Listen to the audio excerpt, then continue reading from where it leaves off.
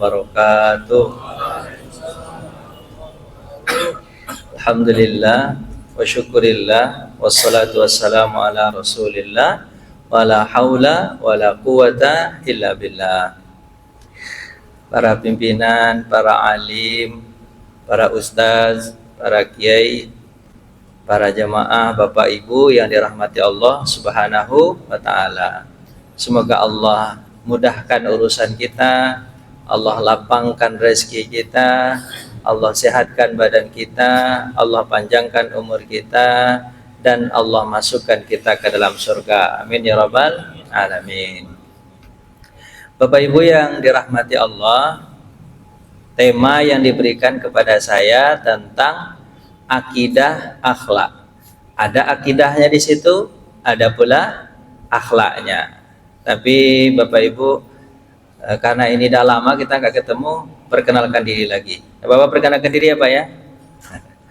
Nama Roni Hidayat, S1 di Azhar Kairo, S2 di UIN Padang, S3 UIN Syarif Hidayatullah Jakarta. Sekarang mengajar di Pasca Sarjana Universitas Yarsi Cempaka Putih. Tinggal di Villa Dago Pamulang. Anak 1, anak 2, istri baru 1. Baik Bapak Ibu yang dirahmati Allah, karena sudah kenal, kita masuk ke tema kita, yaitu tentang akidah akhlak. Jadi nanti Nabi SAW mengatakan, innamas sadaqatu burhan. Sesungguhnya sedekah itu adalah penerang. Penerang di mana? Penerang nanti di hari akhirat. Jadi kalau kita banyak sedekah, di hadis yang lain Nabi menyampaikan begini. Ini akidahnya begini. Akidahnya nanti kita ketika meninggal, kemudian di alam kubur kita ditanya oleh malaikat mungkar dan nangkir. Pertanyaan itu mungkin Bapak bisa jawab. Apa pertanyaan pertama? Ma rabbuka? Siapa Tuhanmu? Jawabannya Bapak? Allah. Kemudian ma nabiyuka? Siapa nabimu? Nabi Muhammad. Ma kitabuka? Apa kitabmu? Al-Quran. Ma kiblatuka? Apa kiblatmu? Ka'bah. Ma dinuka? Apa agamamu? Islam. Itu pertanyaan mudah, gampang untuk dijawab. Tapi nanti, kira-kira Bapak bisa jawab ya? Bisa jawab nggak Pak nih? Bisa, alhamdulillah. Ada boleh Pak meninggal dunia. Jadi Pak, kalau di situ kita menjawab itu nanti udah bisa jawab. Tapi nanti kata Nabi SAW, ada orang. Siapa dia? Orang itu ketika dia masuk ke dalam kubur, kemudian seluruh amalnya itu mengelilingi dia. Jadi ada sholatnya, ada puasanya, ada zakatnya, ada hajinya, ada umrahnya, datang kepada dia mengelilingi. Datanglah malaikat mungkar dan nangkir berencana untuk menanya. Apa kata malaikat mungkar dan nangkir? Misi bang, kata dia. Apa? Semunanya orang ini. Apa kata amalan kita yang kita sudah amalkan? Apa kata dia? Kalau mau bertanya, tanya aja sama kami. Kenapa? Kami juru bicaranya. Nah, Bapak punya juru bicara nggak Pak? Punya aja, bilang punya gitu dia cepat. Punya kan juru bicara kan? Yang menjelaskan itu kan juru bicara. Kami juru bicaranya. Tanya aja kami. Apa kata malaikat mungkar dan nangkir? Kami ingin nanya orang dalam kubur ini, bukan kamu. Kamu kan amal dia. Enggak, kami juru bicaranya, tanya kami. Akhirnya karena berdebat itu, datanglah malaikat ini menemui Allah. Ya Allah, beda orang itu. Dihalang-halangi kami oleh amalnya. Kami harus bisa bertanya sama amalnya. Tak boleh bertanya sama orang itu. Itu yang dilakukan oleh amalnya. Itu kaduan malaikat mungkar dan nangkir kepada Allah Subhanahu wa ta'ala. Hadisnya begitu. Habis itu apa kata Allah? Ya sudah, biarkan saja dia. Biarkan saja dia. Akhirnya orang yang punya amal soleh, itu kata Nabi, innamas shadaqatu burhan. Sesungguhnya sedekahmu itu salah satu diantaranya juru bicaramu nanti. Jadi tidak bisa ngapa-ngapain Pak yang lain itu. Akhirnya apa kata Allah? Biarkan saja dia. Apa kata malaikat? Ya sudah, kalau gitu tidak ditanya. Jadi Bapak mau ditanya nggak di kubur nanti Pak? Nggak mau ditanya. Caranya gimana?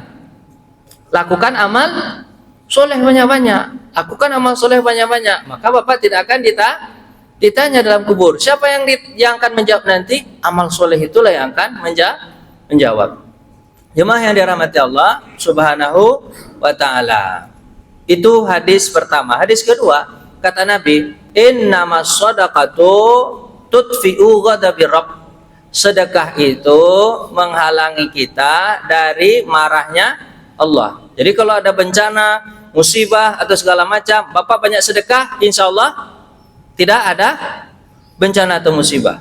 Ada teman saya, dia di tol Cipali itu, kemudian dari belakang dihantam sama mobil bagus lah, mobil bagus. Mobilnya jelek aja, dihantam sama mobil bagus, terguling mobilnya itu. Kemudian setelah itu terbakar mobilnya itu, padahal dia dalam mobil itu 4 orang. Ada dia, emaknya, dan 2 orang anaknya. Terbakar mobilnya, semua orang pingsan, tapi dia cepat bangun. Pas kita bangun, habis itu dilihatnya mobil terbakar. Dia keluar cepat dari mobil, habis itu ditarik-tariknya anaknya dan orang tuanya dalam mobil. Alhamdulillah, selamat semuanya dan tak ada yang luka. Tak ada yang luka, padahal mobilnya terbalik Pak dan terbakar. Bapak bayangkan kalau terbakar, kira-kira dahsyat nggak hantamannya itu Pak? Dahsyat itu hantamannya, tapi nggak ada yang terluka. Saya tanya, apa amalan yang kau lakukan sebelum berangkat? Apa kata dia? Sebelum berangkat aku bersedekah. Makanya itu kata Nabi, innamas shadaqatu tudfi'u ghadabir rabb. Sesungguhnya sedekah itu menghalangi orang dari marahnya Tuhan. Jadi musibah nggak akan diapakan bagi orang yang bersedekah. Terus innamas shadaqatu, sesungguhnya sedekah itu tudfi'u maitatus su. Orang yang suka sedekah terhalang dia dari mati su'ul khatimah. Kalau saya bacakan hadis tentang sedekah, banyak sekali hadis tentang sedekah. Tapi begini Bapak, kalau nanti Bapak kepengen tak ditanya di kubur, maka begitu caranya, harus ada juru bicara. Atau di salin mengatakan ketika nanti orang digiring di alam padang mahsyar, digiring di padang mahsyar, ada malaikat penggiring yang dia mencambuk orang yang apa? Orang yang kan kita nggak tahu arah karena tidak ada apa Pak, tidak ada penunjuk jalan. Dia tahu arah, habis itu dicambuk-cambuk. Orang ini apa Pak? Apa kata sedekahnya? Ketika malaikat ingin mencambuk, oh Pak, jangan cambuk orang ini. Kenapa? Dia sedekahnya banyak, nggak jadi dicambuk. Itu sedekah Pak. Dan sedekah itu luar biasa menaungi orang yang tiada naungan kecuali naungan Allah Subhanahu wa ta'ala. Terus apa yang perlu saya sampaikan? Kita sekarang Pak diminta untuk bisa bersedekah, apalagi nanti kita akan memasuki bulan Zulhijjah. Zulhijjah itu sedekah kita apa? Menyembelih kambing atau sapi, namanya korban, 3,5 juta. Terus Nabi SAW mengatakan begini, kata Nabi SAW, man wajada sa'atan falam yudhahi fala yuqarribanna musallana. Siapa yang diberikan kesempatan untuk berkorban tapi dia tidak mau berkorban, maka jangan dekat-dekat ke tempat sholat kami. Ini dalam bentuk satu sedekah pemberi kepada orang. Kita ini jadi begini Pak, ini gara-gara kita banyak diberi oleh orang. Terutama yang memberi kita adalah orang tua kita. Itu yang pertama memberi. Yang kedua siapa? Mungkin orang-orang terdekat kita, kakak kita, adik kita, banyak berkorban untuk kita. Makanya kita jadi begini. Setelah itu kita tak boleh pelit kepada orang lain. Banyaklah kita berkorban ke orang. Kenapa? Karena orang sudah banyak berkorban untuk kita. Itu terus gitu. Jadi pertanyaannya, siapakah yang wajib berkorban? Orang yang punya kesempatan. Siapa yang punya kesempatan itu? Wabah Zuhaili dalam fikihnya, fikih Islam Wadilatu menjelaskan begini. Orang yang punya kesempatan itu maksudnya adalah, atau orang yang punya kelapangan itu adalah orang yang punya makanan 1 bulan di rumahnya dan cukup untuk membiayai hidupnya, anaknya 1 bulan lah, hidup anaknya, sekolah anaknya sudah, makannya sudah, minumnya sudah, masih ada sisa dari kebutuhan pokoknya, maka dia disebut orang yang mampu. Jadi Bapak, kira-kira Bapak sebulan makanan di rumah Bapak ada nggak Pak? Berarti kelebihannya wajib Pak berkorban.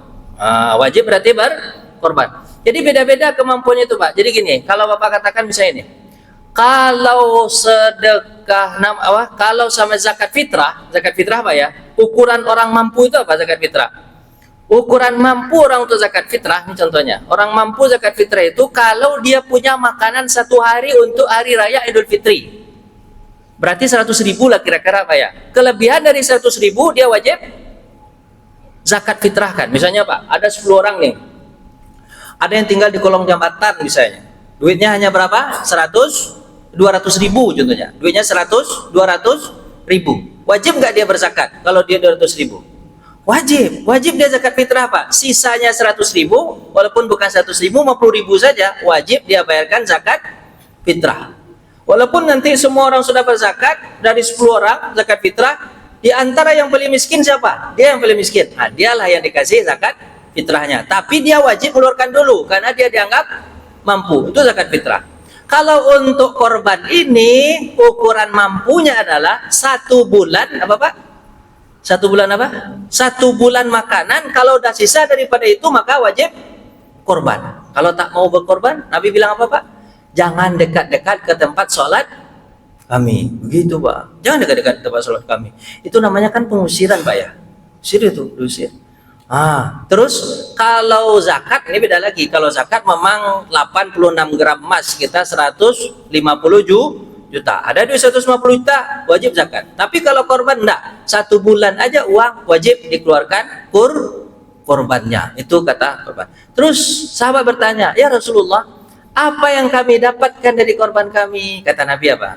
Kata Nabi, setiap dari kukunya, setiap dari bulunya, setiap dari tanduknya akan datang di hadapan Allah berupa pahala. Yang disebutkan Nabi tadi Pak, kuku, bulu, tanduk, semuanya terbuang itu Pak. Terbuang. Tidak ada tuh kuku digunakan orang untuk menjadi sup kuku. Tidak ada Pak. Atau mungkin apa Pak? Bulu jadikan apa Pak? Bulu Pak. Diapain orang? Dibuang kan? Nggak ada guna tuh bulu. Ya kan? Habis apa? Tanduk. Nggak ada guna Pak. Tanduk. Tapi nanti yang tak berguna itu, jadi Nabi menyebutkan, yang tak berguna itu pun dapat pahala. Apalagi kalau kalau seandainya yang dimakan orang apa? Dagingnya itu dimakan orang, berarti dia berupa pahala yang sangat besar. Jadi begitu Pak. Jadi Pak, kalau kita berkorban, setiap apa kata Nabi? Likulli, setiap dari bulunya Allah hitung sebagai pahala. Maka mudahlah kita untuk memberi. Mudahlah untuk memberi. Kenapa Pak? Karena memberi itu, korban itu, memberi itu segala macam, semuanya keutamaannya ada di sisi Allah Subhanahu wa Ta'ala. Sukalah memberi apa aja. Kalau kita suka memberi, Nabi mengatakan, Allahumma a'ti munfiqan talafa. Ya Allah, kalau ada orang suka memberi, maka gantilah pemberiannya itu ya Allah. Tapi kalau tidak suka memberi, apa doa malaikat? Allahumma a'ti munsikan talafa. Ya Allah, tahan pula rezekinya bagi orang yang tidak mau memberi. Jadi kalau bapak-bapak suka memberi, berarti bapak dianggap wakil Allah di muka bumi. Jadi kan bapak dapat uang nih, terus bapak memberi, makanya nanti bapak jadi wakil Allah. Bapak suka beri-beri, nanti Allah akan kasih lagi uang yang banyak agar bapak bagi-bagi lagi. Tapi kalau bapak punya duit banyak, habis itu bapak tidak mau berbagi dengan orang, berarti bapak tak dijadikan wakil Allah nanti. Bisa jadi rezeki bapak dikurangi sama Allah. Kenapa? Karena bapak tidak pantas untuk jadi wakil Allah. Jadi kalau suka memberi, Allah akan mengangkat bapak terus menerus jadi wakil. Kalau sukses memberi, nanti dikasih lebih banyak. Sukses memberi, nanti ada wakil lebih banyak. Makanya Pak, berkorbanlah, sukalah memberi, itu akidahnya. Akidahnya apa? Akidahnya nanti dikubur kita akan selamat dari beberapa pertanyaan. Kemudian kalau akhlaknya apa? Akhlaknya biasakanlah untuk memberi. Mudah-mudahan bermanfaat. Mohon maaf atas segala kurangan. Barakallahu lakum fil Qur'anil Karim wa nafa'ani wa iyyakum minal ayati wa zikril hakim. Taqabbalallahu minna minkum tilawatahu innahu wal ghafurur rahim. Mohon maaf. Assalamualaikum warahmatullahi wabarakatuh.